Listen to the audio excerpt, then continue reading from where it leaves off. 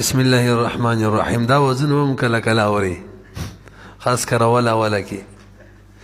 والشرط الرابع أن يبقى حكم الأصل بعد التعليل على ما كان قبله، لأن التغيير حكم النص في نفسه بالرأي باطل كما أبطلناه في الفروع. وليس ما توقع شيء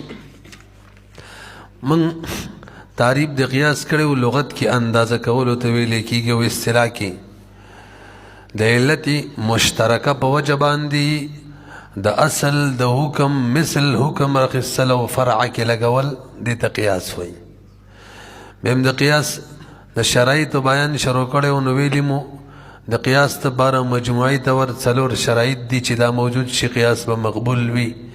باقي کې ولني دوه عدمي شرایط اول دا و چې کم حکم مقیس علیه کې وارد وي د نص آخر په جواب مقیس علیه پورې خاص نه. ما چې کوم دی باندې پوه شوي حدیث د حضرت خزیمه رضی الله تعالی عنہ واقعه چې ده نور تاسو ته یاد ده هغه د دې مثالو. دویم نمبر مقیس علیه کې کوم حکم وارد وي دغه حکم به خلاف القیاس او خلاف القاعده نه. د دې مثال هم حق جوړیږي. حدیث حضرت خزیمه اصل قاعده او قیاس خدا دی چې کم حقوقو کې الزام وي د دوه کسانو گواهی دی قبول شي. اول ته یو قبول ده نو ما ثبت على خلاف القياس ته فغيره عليه لا يقاس. اما که مثال سټ کی دریم شرط وجودی شرطو چې بای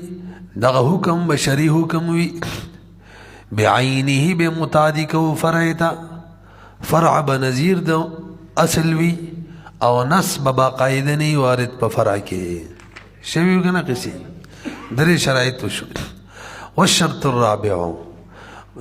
دریم شرط کې دانو ویلی اول شرط کې چې الشرط الاول الثاني الثالث دلته ویل الرابع اصل کې دفر توهم کوي چې مخکې دریم شرط کې چونکې څلور اجزاو دا څنګه چې څوک مستقل حساب کې دوه څلور شپږ شو او دا به ومي نو دغه توهم د دفع د پاروي. والشرط الرابع نور انور کې دي کنه ما تلنګ متوجه شي. څلورم شرط دا دی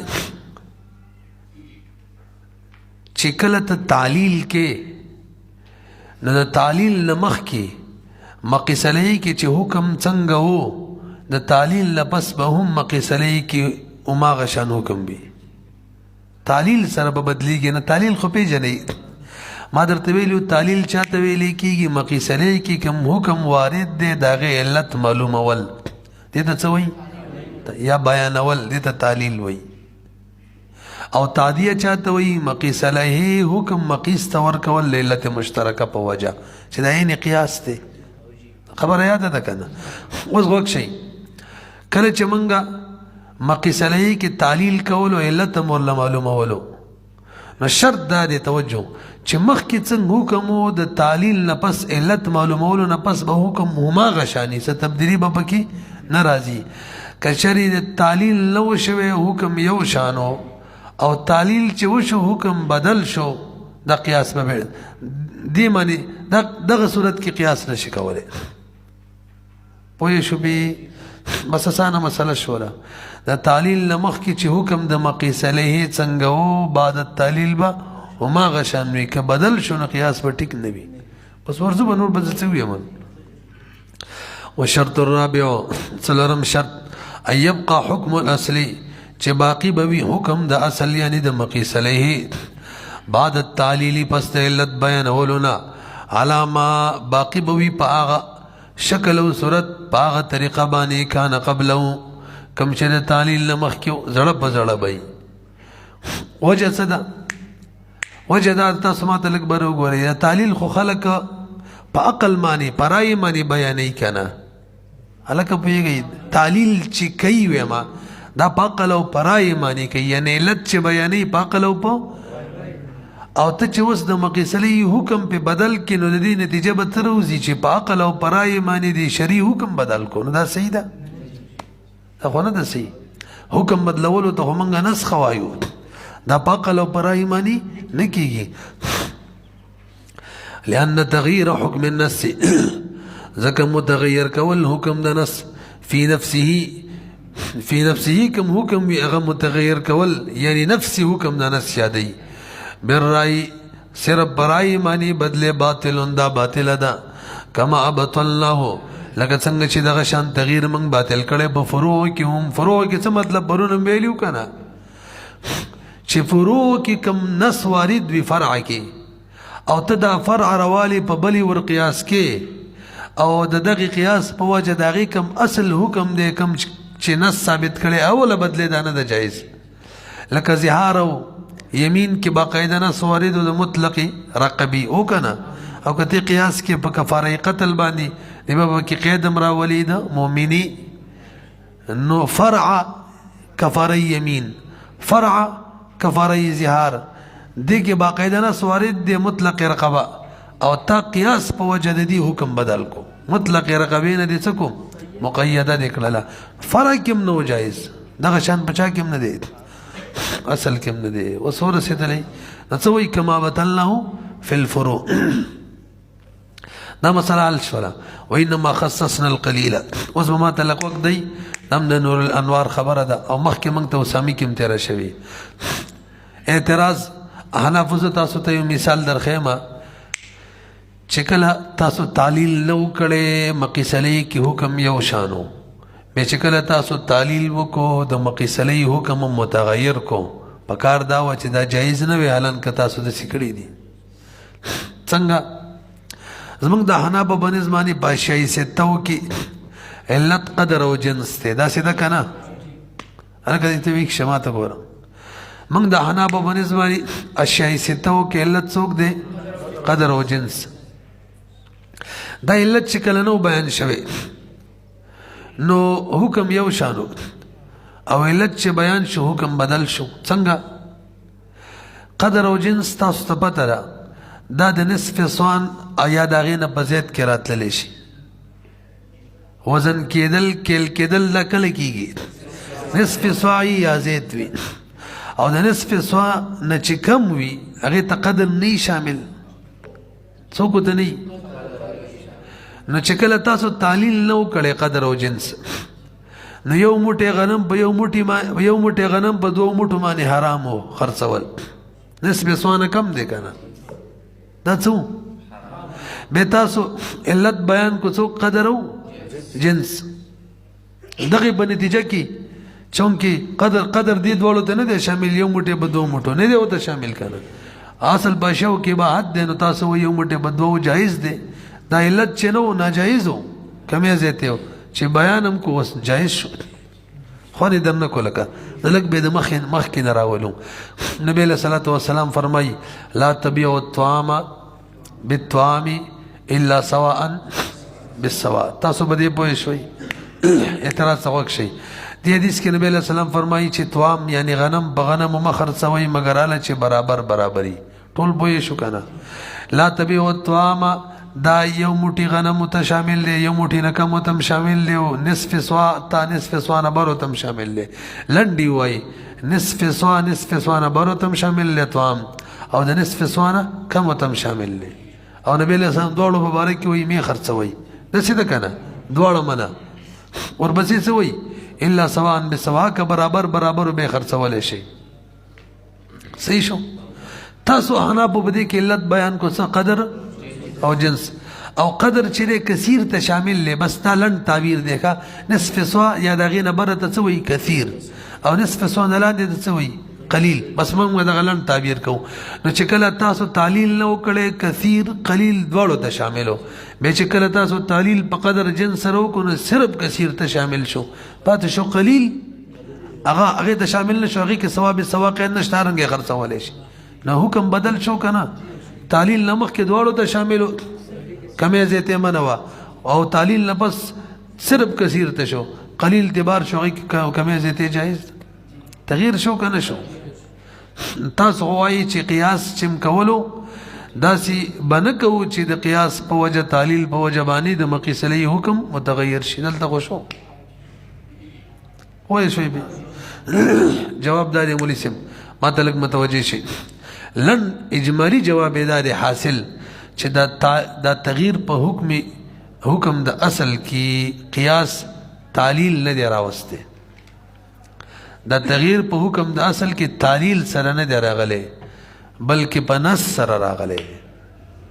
دلالت النص یا اقتضاء النص سره راغلی دی دا بیل خبره ده تعلیل یې مرګره دی اوس موږ څه وکړو خو نه درنه کو تغییر چا نه دی راوسته تعلیل نه دی راوسته بلکې چا راوسته دلالت النص سره راغلی یا اقتضاء النص سره راغلی ها تعلیلم دغه تقاضا کوي نو منه به الوي ټیک به ال نه وي چې تعلیل دا کار کړی وي دلته تعلیل نه دی کړی چا کړی نص کړی دی پوه شوي پې اوس څنګه کړی ما ته متوجه شي جواب باندې خو رسېدی وک شي نبی علیہ السلام فرمایي لا تبیعوا الطعام بالطعام الا سواء بالسواء دا استثناء چې دا اصل په استثناء کې استثناء متصل ده او دا نه صحیح کېږي ولې لا تبیعوا الطعام بالطعام مستثنى منه طعام دی عین دی او الا سواء دا مستثنا پکی دا مصدر دی دا غیر عین دی نو مستثنا چې کله مستثنا منه د جنس نه نه متصلی که منقطعی منقطعی دلته خو مستثنا منقطع جوړیږي او د بلغاو په کلام کې مستثنا منقطع نه بلکې کمی متصلی که ضرورت دی به مسله ده نو مستثنا متصل جوړولو د پاره حنافم په دې حدیث کې څه محذوبات روباسي شوافی مروباسي شوافی په مستثنا کې روباسي دا سی وای لا تبيعوا الطعام بالطعام الا طعاما سواء بسواء چا کې رويستلو مستثنا کې نو مستثنا منهم طعام مستثنا طعام دواړه نه شو صحیح شو کنه وای شوي به امک احنافی په مستثنا منه کې روباسو دا سی وایو لا تبيعوا الطعام بالطعام في حال من الاحوال تاسو توام به توام مخرڅوي په یو حال د احوالو کم الا سواء بسواء مگر یو حالت کې خرڅول شي چې کم دی وسره شي لا تبيعوا الطعام بالطعام في حال من الاحوال د حال من الاحوال موږ اقتضاء النص یا دلالت النص سره روباسو چا سره روباسو پدې پوه شوي نو چې حال امروي سل حالتونه ټول درې دي یو حالت د مجازفه دی کمې زیته یو حالت د څه وي تفاضل مفاضله حالت د مفاضله دی کمې زیته یو حالت د مساوات دی برابر برابر څه شو او یو حالت د مجازفه دی چې هغه کې دا پته نه لګي کمې زیته بکی دی او که برابر دی اٹکل ورته وای نو حالتونه ټول څو دي درې نو من فی حال من الاحوال چا سره روي سل اقتضاء النص یا دلالت النص سره او حالتونه څو دي درې گویا د حالتونه په دلالت النص یا اقتضاء النص سره رويستل صحیح شو نو حالتونه چا سره وروتل اقتضاء النص دلالت النص پلنډي وای نص سره وروتل نص سره او حالتونه چې دي کنه مجازفه مفاضله مساوات دا کثیر ته شامل دي قلیل ته نه دي نو هغه نص وای چې زه په دغه مستثنا منه کې صدر کلام کې لا تبيعوا الطعام بالطعام صدر کلام کی دا ثابت دی چې بھئی کثیر ته شامل نه قلیل ته نه دی زمون تعلیلم دا تقاضا کوي چې قلیل ته شامل نشي دا غي مرګره شو تغییر چرا وستلو کنه تعلیل نه دی راوسته چې قلیل بار کړي صرف کثیر کی بریخه بلکې چا راوسته نزدک حالتونه درې چا کی دي اب کثیر کی دا مجازفه مفاضله مساوات کثیر کی راتللی شي ځکه کوم شی چې تحت القدر راځي غي کی راتلی شي پوه شوي پی لنډه بس خبره دا شوله اعتراض داو چې تاسو وایي تعلیل په وجبه مقیس علیه د اصل په حکم کې تغییر نه راولو تاسو خو دلته راوسته که نه مخکې قلیل کثیر دواړو ته شاملو اوس قدر او جنس هم چې علت جوړ کړو نو صرف چا ته شامل شو کثیر ته موږ جواب کوو د تغییر تعلیل نه دی راوسته بلکې نص راوسته دی هر تعلیل ورسره پکې مرګری دی پوه شو پی مخکې ځو که نه ورته وګورئ البته علامه شامی لیکلي حضرت هم لیکلي فقه البیوع کې د حنافو دا کومه رایي چې ده چې قلیل کې کمې زیاتې جایز دی یو موټی په دوه موټو باندې د غیر مفتابه رایي ده ښه یو موټی په دوه موټو غنمو باندې خرڅول هم حرام دي یو دانه په دوه خرڅول حرام دي دا د حنافو کومه مسله چې موږ دلته وایو که نه دا څه ده غیر مفتابه ده فقه البیوع کې ما تاسو نور ټول کې دمونه علامه شامی به رد کړی خبره صحیح نه ده ورته وګورئ وانما خصصنا القلیل جواب کوي کا او من خاص کړي دې قلیل چې دې ته کلام نه دی شامل من قول علیہ الصلوۃ والسلام نم خاص کړي دې چې لا تبع قول د نبی علیہ السلام کوم دی لا تبع الطعام بالطعام دغه امتخاص کړي څه مطلب دا کلام لا تبع الطعام بالطعام غي ته نه دی شامل دا مطلب دی الا سواء بسواء وجه لان استثناء حالة التساوي استثناء د چا شوی د حالت تساوی کنه سواء بالسواء او مستثنا متصل اهم ده کنه نو مستثنا منه کې به حالت وي ځکه په مستثنا کې سواء حالت ده مستثنا منه کې به سوي حالت وي دغه تقاضا کې دا خبر مانو وکړی لکه دا خبره پاتې و دا موږ چې په حال من الاحوال روباسو دا کم دې نه روباسو بې دا مستثنا تقاضا کوي سواء بالسواء ځکه دا حالت ده دا تقاضا کوي چې تم دا روباسي یا دا دلالت کوي چې دا غین راوته منو ابم د غشانی یعنی ابم د حالات ولې حالت څو دي درې دي هغه کم دي کم چې قدري لأن استثناء حالة التساوي چې دی دلالت کوي على عموم صدره چې به صدر کلام مستثنا منه عامده في الاحوال کې عامده تساوي تفاضل مجازفه کې ولن يثبت اختلاف الاحوال او تاسو ته پته ده چې نه ثابتيږي اختلاف د احوالو چې دا کم دی دا زید دی وغیرہ الا فی الکثیر مگر چا کی نو اقتضاء النص سره ثابت شو احوال او قلیل کثیر سره په احوالو کې راځي اقتضاء النص سره ثابت شو چې کلام لا تبع والطعام بالطعام صرف احوالو ته شامل دی فصار التغییر چې کوم راله دا حاصل شو بالنص توجنا مصاحبا للتعلیل د سیال کې چې دغه نص دا ملګری تعلیل سره دی یعنی تعلیل هم دغه تقاضا کوي لا به صرف په تعلیل باندې تغییر رانه لې که صرف بدی به نقصان وي په نه شي دا بل مر سره اعتراض جواب دي دا مور آسان دي تاسو لږ برو غوري ولې چې زمونږ د حنا فرایدا ده کنه چې کم جنس کې زکات واجب شي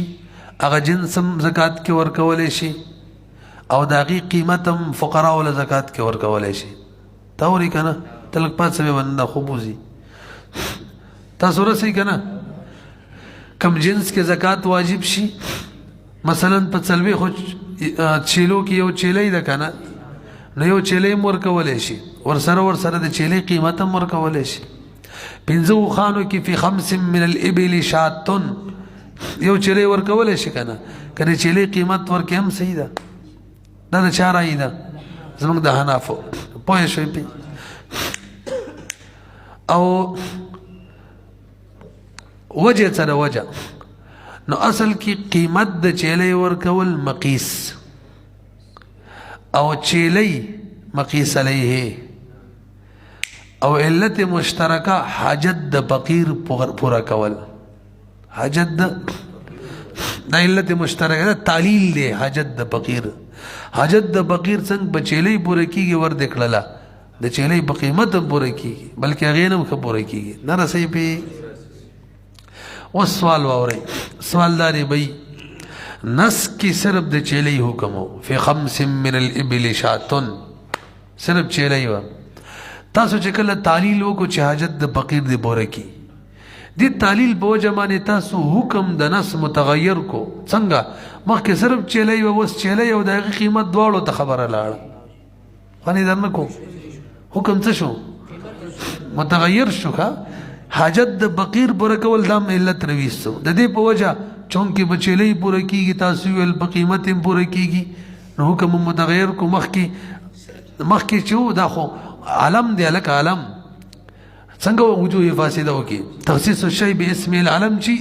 نفذ ما عدانه کې ویلی مو کنه صرف چلې بجایزي او تاسو صرف چلې مخکې نس کیو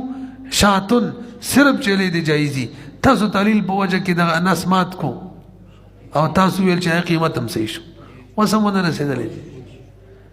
مخکې څو کنه جواب بيدل تکم تغییر بنس کې راغله دا تعلیل نه دی راوست تغییر د نس په حکم کې راغله تعلیل نه دی راوسته بلکې دلالت النص یا اقتضاء النص په وجه راغله دی البته تعلیل مر سره کې مرګره دی تغییر د اصل په حکم کې نص راوسته تعلیل نه دا څنګه نص راوسته لګم پوهه کا یار تاسو پوهیږئ نو ته متوجي شئ لکشت مریض الله جل جلاله د بندګ د ټول مخلوقات د رزق وعده کړی او ما من دابه فی الارض الا علی الله رزق وعده یو نسته دسې ده کنه. او تاسو ته پته ده چې خلق الله رزق ورکوي په مختلفو طریقو باندې. څوک به زمینداری کوي، څوک به تجارت کوي، څوک به نوکری کوي. دا طریقې دي الله رزق ورکوي دی ول بدغه طریقو. او چاله بدی طریقه ورکوي غریبانانو لا چې مالدارانو تاسو کم څه ګټل دي کې سي سره دي فقرا ولې ورکوي. تاسو پوه شئ نو د مالدارو د خلکو د رزق موعده الله پوره کړی دا یو طریقه ده څنګه پوره کیږي. د غریبانو د رزق وعده هم کړی د څنګه پوره کیږي بل طریقې را کومه ده چې مالداران به د خپل پیسو نه یو متعین یې سره لیو دی ول به ورکوي به تور زکات وسوره سیدلې. اوس متوجي شي مې دغه فقرا او حاجتونه دا مختلف دي. یو طرف ته ترکاری ته حاجت دی، بل طرف ته روټۍ تم دی، کپړو تم دی، دغه شان